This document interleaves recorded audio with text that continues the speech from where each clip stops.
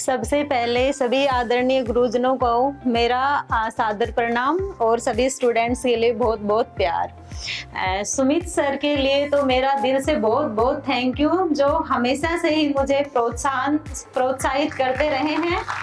और रिजल्ट के बाद भी घर पे गए थे तो भी मैंने बताया था कि रिजल्ट के बाद जो मुझे सबसे ज़्यादा खुशी मिली है वो आपके मिलने से मिली है। और आज मैं जब अपनी स्कूल में आई हूँ तो इससे बड़ा जो आनंद का क्षण है और गर्व का क्षण मेरे लिए नहीं हो सकता है। मैं यूनिक की स्टूडेंट रही हूँ और 12th क्लास मैंने यूनिक से की थी। 2013 और 14 सेशन की स्टूडेंट मैं रही हूँ। मैं अपने बारे में तो सर ने मेरे बारे में तो बता ही दिया है कि मैं नांगल खोड़िया की रहने वाली हूँ। अभी आरएस में 218वीं रैंक मैंने प्राप्त की है। इसके बाद अगर मैं बताऊं तो मैं सबसे पहले अपनी स्कूल के बारे में बताना चाहूंगी, क्योंकि इसी स्कूल से मेरा गहरा नाता रहा है।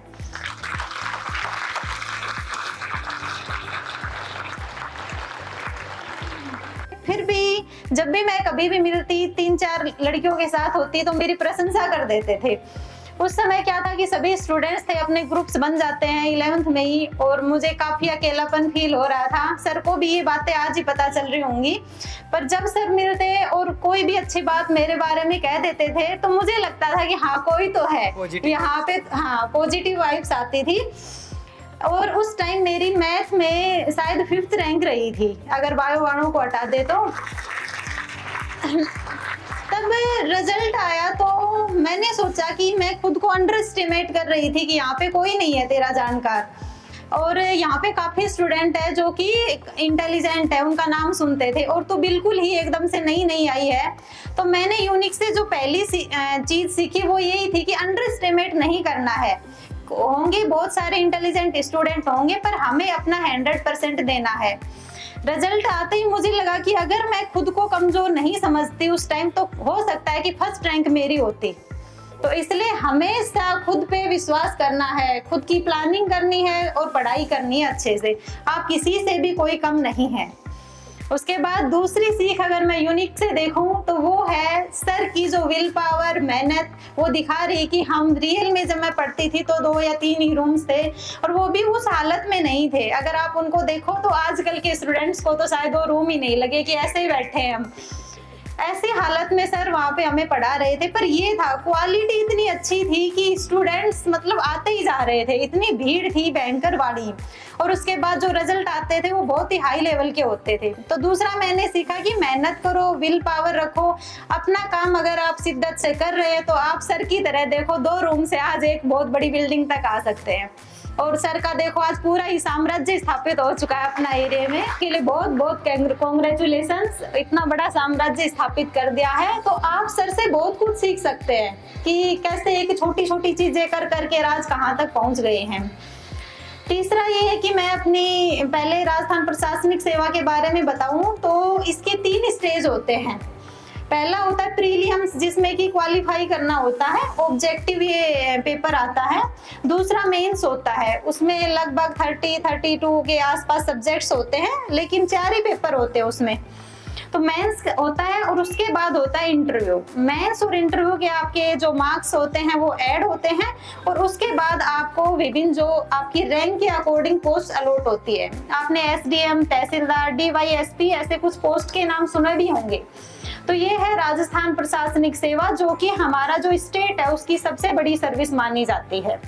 तो अगर आपका रुझान है तो जरूर आप इस सर्विस में आए, और अगर आपका किसी और फील्ड में रुझान है तो जरूर वहां पर जाएं। हर एक चीज की इम्पोर्टेंस है, हमारी सोसाइटी को, देश को हर एक सर्विस की जरूरत है। तो आप ये ना समझे कि बस एक ही सर्विस है, हमें उसी साइड जाना है। जहां पर भी आप लग रहा है आप कंफर्टेबल हैं और आपने प्लान बना रखा है कि उस साइड हमें जाना है, तो वहीं जाएं, किसी के भी ऐसे नहीं है कि भाई उसने ये कर लिया तो मैं कर लूं। और आप सारे स्टूडेंट्स हैं तो आपके लिए तो वो सर वाली बात है कि आपको तो अभी अपनी जो जिस भी क्लास में है उस पर फोकस करना है, क्योंकि अगर आपका बेसिक है वो स्ट्रॉन्ग है तो फिर आगे आप अच्छे से कर पाते हैं। और अगर हमारा बेसिक स्ट्रॉन्ग है तो फिर आगे जाके हमें लगता है कि मतलब हम नहीं कर पाएंगे, क्योंकि कॉन्फिडेंस एक दिन में बिल्ड नहीं होता है। कॉन्फिडेंस होता है धीरे धीरे, आपकी हर एक क्लास की जर्नी रहेगी जो आपको बड़े होकर कॉन्फिडेंस देगी, और जो जिस फील्ड में आप जाएंगे तो वहां पर आप अच्छा कर पाएंगे। तो सर्विस के पहले ही भाई नहीं लगा था, पापा जी का मैं जज्बा देखती हूँ कि उसके बीच में ही मुझे भेज दिया कि नहीं तू भी जा। और उस टाइम जो मेरी कोचिंग की फीस थी वो 62,000 थी, और उस टाइम बहुत ज्यादा होता था, तो कहीं से भी मैनेज करके दे दिया। वो बहुत ही बड़ा मैं एहसास मानती हूँ। मैं खुद के बारे में सोचती हूँ तो मैं खुद ऐसे स्टेप नहीं उठा सकती, पापा जी ने पता नहीं किस हिसाब से उठा लिया मुझे देखते हुए। फिर मैं स्टडी करती हूँ, पर सर फाइनेंशियल कंडीशन है ना वो फिर भी मतलब कि इतनी ही खराब रहती है, भयंकर वाली। तो मैं एक पीजी में रहती हूँ, फिर मुझे लगता है कि पीजी के बाहर जैसे हॉल वगैरह होते हैं कि पीजी में तो रेंट थोड़ा ज्यादा है, 500-600 रुपए कुछ कम हो जाए तो हॉल में रह लेंगे। घर में होता है जैसे रूम के बाहर हॉल होता है, तो मैं उनसे रिक्वेस्ट करती हूँ कि आप 500-600 रुपए कम कर दो तो मैं इस हॉल में रह लूँ, मेरे लिए एक कर्टेन लगा दो, एक पंखा लगा दो। तो वो इस हिसाब से मान जाते हैं। और मैं 1.5 साल आरएस की तैयारी उस हॉल में की है मैंने, और उस हॉल के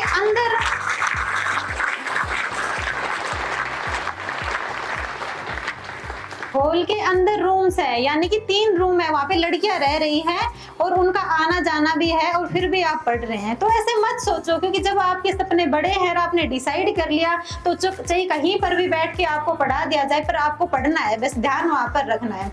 सबसे बड़ी बात यह है कि मैंने कभी भी ऐसे फील नहीं किया कि मुझे हॉल में रहना पड़ रहा है। मैंने कभी भी नहीं, कॉन्फिडेंस हमेशा आई रहा कि कहीं पर भी रहना पड़े पर पढ़ना तो जरूर है। ठीक रहा। उसके बाद फर्स्ट अटेम्प्ट मैं देती हूँ, उसमें मेरी 1106 रैंक रहती है। मैं ओबीसी में सर्विस अलॉट नहीं हो पाई थी, उस टाइम मैं घर पे ही थी। फर्स्ट अटेम्प्ट ऐसा होता है कि हमें इतना पता नहीं होता कि हम पीछे रह जाएंगे। जैसे ही रिजल्ट आया कुछ समय के लिए तो कुछ फील ही नहीं हो रहा था कि क्या हो गया क्या नहीं। सुबह तक धीरे धीरे पता चला कि कुछ अच्छा तो नहीं हुआ है। मैंने सुबह ही बैग पैक कर लिया था, सुबह 7 बजे, और पापा जी ने मुझे बस में बैठा दिया था कि मैंने कहा कि बस मुझे जाना है, मुझे नहीं रोना है, रोना है तो भी जयपुर जाके रोना है, फिर पढ़ना है। मैं जाती हूँ और 1 से 2 दिन में मैंने अपनी स्टडी वापस से स्टार्ट कर दी थी, क्योंकि बैकग्राउंड ऐसा रहा है कि आपको रोने का टाइम नहीं है, या तो आप रो लो या कुछ कर लो, यही चीजें रही हैं। और उसका पॉजिटिव रिजल्ट मुझे आज देखने को मिल रहा है कि एक अच्छी रैंक आई है, और मैं इस रिजल्ट से बहुत ही खुश हूँ। इसलिए लाइफ में चैलेंज, हर व्यक्ति की लाइफ में चैलेंज है, किसी के फाइनेंशियली, किसी के हेल्थ से रिलेटेड या फैमिली से रिलेटेड, तो उन सब से हमें ध्यान हटाना है। मेरा एक ये भी रहा है कि मैं फैमिली के जो भी इश्यूज रहे हैं उनमें ज्यादा इन्वॉल्व नहीं रही, कि बड़ा भाई है वो देख लेगा, मुझे क्या करना है, मेरा काम तो ओनली पढ़ाई करना है। अगर मैं उनमें इन्वॉल्व होती तो भी मैं कुछ नहीं कर सकती थी। हेल्प तो मैं अब कर सकती हूँ सर, उस टाइम तो मैं क्या ही हेल्प कर सकती थी। तो मेरा पूरा फोकस रहता है कि पढ़ना है, देखी जाएगी जो भी हो रहा है, उस सारी चीजें चलती थी। तो ये मेरी जर्नी रही है, पर हमें बस पढ़ना है और अपने लक्ष्य तक जाना है। एक बात मैं जरूर कहना चाहूंगी कि अपनी हेल्थ पे फोकस करें। मैं जैसे ही अब धूप में बैठी हूँ तो मुझे पता चल रहा है कि मेरी तो आंखें ही नहीं खुल रही है, यानी इतनी सेंसिटिव आंखें हो चुकी, इतनी कमजोर। तो अपनी हेल्थ का जरूर ध्यान रखें, बहुत सही रहेगा। तो हेल्थ और पढ़ाई 2 चीजों पे फोकस करना है, और एक अच्छा इंसान हमें जरूर बनना है। ठीक है, हमेशा टीम भावना होनी चाहिए, एक दूसरे के साथ कोई टॉपिक समझ में नहीं आ रहा है तो एक दूसरे से समझ लेना चाहिए, क्योंकि अपने ही तो साथी हैं, अपने ही सारे बहन भाई हैं। तो आराम से स्टडी करने हैं, प्यार से रहना है, ऐसे नहीं कि वो ऐसे कर गया, जेलेसी वाली भावना को छोड़ना है, अच्छे इंसान बनना है, अच्छे से पढ़ाई करना है। बेस्ट ऑफ लक आप सभी के लिए। और सर आपका वापस से थैंक यू, इतना सम्मान सच्ची में मैंने कभी नहीं सोचा था, मतलब अपने स्कूल में और सुमित सर सम्मान कर रहे हैं, बहुत बड़ी बात है सर मेरे लिए। Thank you. And clapping for your today's special guest, Miss Preeti Yadav from Nangal Khodia. He has selected in RAS. Rank is 218.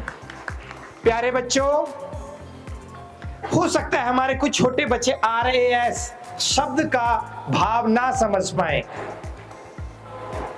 लेकिन मैं आपको बताना चाहूंगा एक राज्य की सबसे बड़ी प्रशासनिक सेवा में चयन होना ही आरएस है। इसके बारे में बेहतर रूप में हमारे प्रीति बहन आपको बताएंगे। कितनी अजीब और खुशी की बात है, जब प्रीति अपने संस्थान का हिस्सा हुआ करते थे उस समय आपका यूनिक एक किराए के भवन में चलता था, राइट प्रीति? आज उस किराएदार ने अपना घर बना लिया है। उस किराएदार ने अपना, स्पीक लाउडली, घर बना लिया है, और इतना भव्य घर बनाया कि जिसका कोई शान ही नहीं है। उस लेवल के रिजल्ट्स रखे जो शिक्षा के क्षेत्र में कोई नहीं जानता था। मेरिट जुलूस नहीं जानता था प्रीति गुड़िया, कोई भैरोड में इस सिंबल से फोटो करवाना नहीं जानता था, वो आप जैसी प्रतिभाओं ने सिखाया। मैं बढ़ती हुई सनलाइट को ध्यान में रखते हुए बताना चाहूंगा, प्रीति बहन ने अपनी स्टूडेंट लाइफ में शायद कभी, डांट तो बहुत दूर की बात है, कभी कोई चूक ही नहीं रखी। एक स्टूडेंट का काम, जैसा कि पूर्व में भी हम आपको बताते हुए आए हैं, खाना, सोना, पढ़ना। खाना और सोना कुत्ते, बिल्ली, घोड़े, गधे, जानवर भी करते हैं। आपका सिर्फ एक टास्क बचता है प्यारे बच्चों, पढ़ाई करना। उस टास्क को प्रीति गुड़िया ने बहुत बेहतर रूप में, सुंदर रूप में किया। आप भी इन्हीं चीजों को फोकस करेंगे तो आपसे कोई भी अचीवमेंट दूर नहीं है। आज आप एक स्टूडेंट हैं, आज आप डॉक्टर नहीं बन सकते, आज आप इंजीनियर नहीं बन सकते, आज आप बिजनेसमैन नहीं बन सकते, आज आप नेता और अभिनेता नहीं बन सकते। क्यों? Because today you are only a student.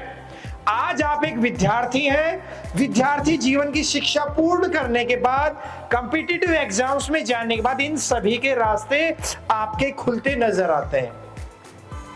इस बात के जरिए मैं क्या बताना चाह रहा हूं आपको, ध्यान आकर्षित करना चाह रहा हूं कि आप अपनी पढ़ाई पर फोकस करें और प्रीति बहन की तरह से नए नए अचीवमेंट्स कायम करें।